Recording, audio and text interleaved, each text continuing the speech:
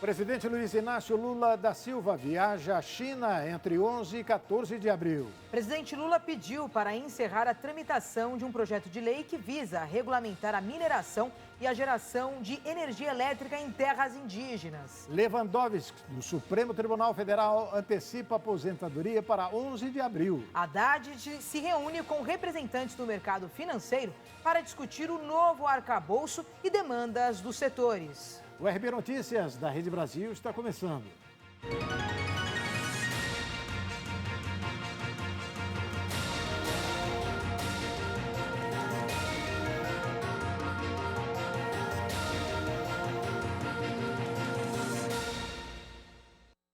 O presidente Luiz Inácio Lula da Silva viaja finalmente à China entre 11 e 14 de abril, depois de cancelar uma visita de Estado agendada para esta semana, devido a uma pneumonia.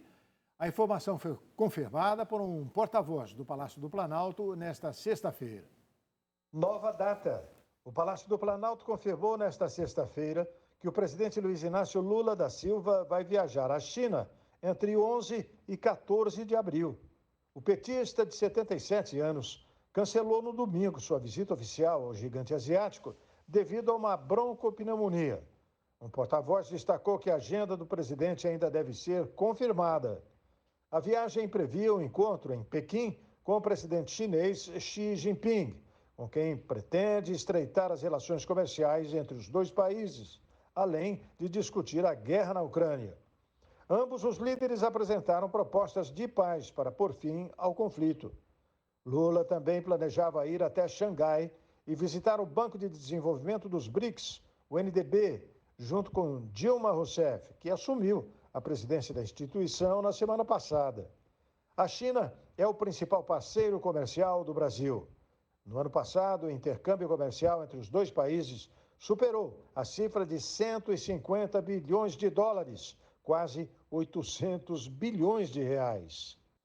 O ex-presidente Jair Bolsonaro regressou ao Brasil na quinta-feira, após 3 meses morando nos Estados Unidos. Ele deixou o país no dia 30 de dezembro do ano passado, 2 dias antes do fim de seu mandato. Com isso, ele deixou de entregar a faixa presidencial ao seu sucessor, o presidente Luiz Inácio Lula da Silva. Sua volta animou dezenas de apoiadores e políticos da direita conservadora que tentaram encontrá-lo no saguão do Aeroporto Internacional de Brasília. Um dos planos do ex-presidente é viajar pelo Brasil agora como presidente de honra do PL, que pretende utilizá-lo como principal cabo eleitoral para as eleições de 2024. Mas, apesar da animação, Bolsonaro deverá ter pela frente um intenso embate com a justiça brasileira. Isso poderá ocorrer porque ele é alvo de uma série de inquéritos e processos em diferentes instâncias do poder jurídico. Há desde ações que podem deixá-lo inelegível e, portanto, fora de futuras disputas eleitorais. Há investigações sobre as joias dadas pelo governo da Arábia Saudita a ele e a sua mulher Michele Bolsonaro. O caso foi revelado pelo jornal O Estado de São Paulo. Segundo as reportagens, a Receita Federal reteve um conjunto de joias dadas a Bolsonaro pelo regime saudita em 2021. Em entrevistas, Bolsonaro e sua defesa têm negado qualquer irregularidade em relação às joias. Segundo ele, todas as medidas relativas às joias teriam sido cadastradas de forma legal. Eu agora estou sendo crucificado no Brasil por um presente que eu não recebi. Me acusam, me crucificam por um presente que eu não recebi, nem a primeira-dama. Até o valor daquilo foi uma surpresa para mim. 16 milhões que estão dizendo no Brasil, eu não sei. Pode até ser que seja verdade. Eu nunca abusei de autoridade com ninguém. Tá? Depois, quando me acusam de cartão corporativo, o meu cartão corporativo particular, eu nunca saquei um centavo. E nunca paguei um pastel cartão corporativo meu. Eu dou agora para vocês o extrato de 48 meses zerado do meu cartão corporativo. Querem me comparar com o Lula? Não dá para comparar. O ministro Alexandre de Moraes, do Supremo Tribunal Federal, negou um pedido de liberdade, mantendo a prisão do bolsonarista Marcelo Fernandes Lima, que levou à réplica da Constituição Federal de 1988 do STF durante invasão às sedes dos 3 poderes em Brasília, no dia 8 de janeiro. O ministro seguiu o parecer da Procuradoria-Geral da República. Lima foi preso em 25 de janeiro.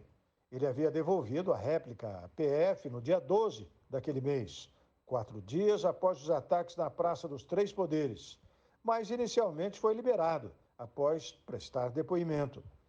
Ao Supremo, os advogados alegaram que o homem tem bons antecedentes, exerce atividade ilícita, tem residência fixa e é pai de 5 filhos, sendo um deles portador de deficiência intelectual. Já a Procuradoria-Geral da República argumentou que a liberdade de Lima oferece risco às investigações.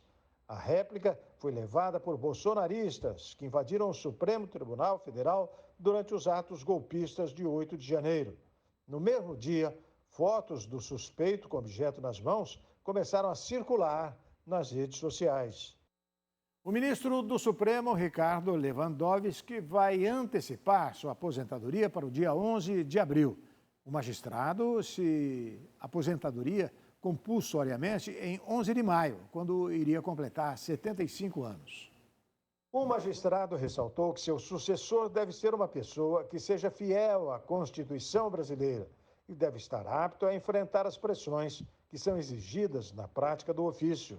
Eu penso que o meu sucessor deverá ser fiel à Constituição, fidelíssimo à Constituição, aos direitos e garantias fundamentais nas suas várias gerações, mas precisa ser, antes de mais nada, corajoso, enfrentar as enormes pressões que o ministro do Supremo Tribunal Federal tem que enfrentar no seu cotidiano. Ele também afirmou que todos os nomes que já foram levantados para assumir a cadeira aparentam ter uma trajetória política impecável. Todos os nomes que estão aparecendo como candidatos são nomes de pessoas com reputação ilibada, com uma trajetória jurídica impecável. O Supremo Tribunal Federal estará muito bem servido e a sociedade brasileira com qualquer dos nomes que tenha aparecido com frequência na mídia. E destacou que a escolha do novo nome para ocupar o seu cargo é feita exclusivamente pelo presidente da República, Luiz Inácio Lula da Silva. Claro que essa é uma decisão a respeito do meu sucessor, que é exclusiva do presidente da República, e eu nem ousaria fazer alguma sugestão nesse sentido. Aos demais ministros, Lewandowski já havia anunciado que sua última sessão no plenário físico da Corte seria na última quinta-feira. Ele foi indicado pelo presidente Luiz Inácio Lula da Silva durante o primeiro mandato do petista, em 2006, e tomou posse na Corte em 16 de março daquele ano. Recentemente completou 17 anos no cargo, que assumiu no lugar do ministro Carlos Veloso. Agora a vaga será novamente ocupada por um nomeado de Lula. Por enquanto, vai permanecer com 3 indicados no STF, ao lado dos ministros Carmen Lúcia e Dias Toffoli. O Diário Oficial da União publicou hoje um pedido do presidente Lula para encerrar a tramitação de um projeto de lei que visa regulamentar a mineração e geração de energia elétrica em terras indígenas. O projeto foi enviado ao Congresso em 2020 pelo então presidente Jair Bolsonaro. A exploração mineral e hídrica está prevista na Constituição Federal, mas nunca foi regulamentada. O projeto de Bolsonaro também abria a possibilidade de as aldeias explorarem as terras em outras atividades econômicas, como agricultura e turismo. O projeto não chegou a ser aprovado por comissões temáticas da Câmara. Os deputados, contudo, aprovaram um pedido de urgência para analisar a proposta no plenário da Casa.